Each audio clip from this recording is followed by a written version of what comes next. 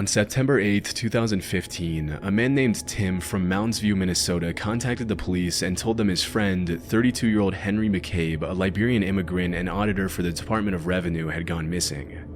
As per Tim's testimony, Henry had been at a barbecue hosted by a friend named Emmanuel earlier that day and had left to go to a nightclub at around 11 p.m.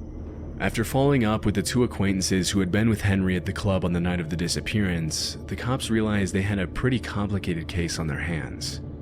According to the two friends who had been with Henry at the C'est La Vie nightclub in Spring Lake that night, Henry had been drinking pretty heavily, and upon leaving the club at around 2 a.m., he allegedly asked William, one of the acquaintances he was with, to drop him off at a gas station nearby.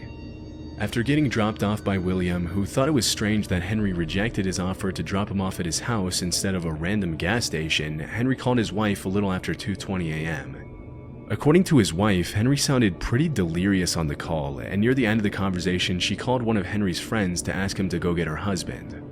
Even though the friend didn't answer the call, the last 2 minutes of the conversation between Henry and his wife were recorded by the friend's voicemail, and the content of the conversation is pretty disturbing.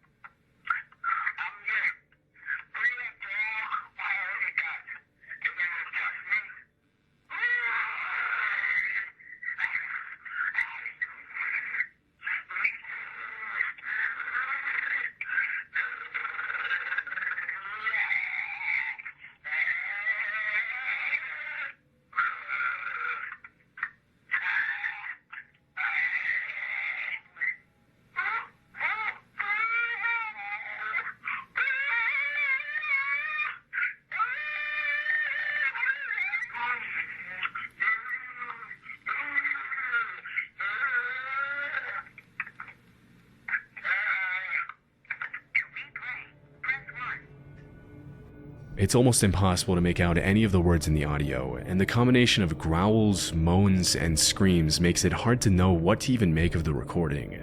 But needless to say, the voicemail is pretty unsettling. It almost sounds like the screams are coming from someone who's being attacked, but we obviously can't know for sure. That same evening, another acquaintance called Henry and later told police that it sounded as though Henry had gotten into an altercation with someone in the middle of the call.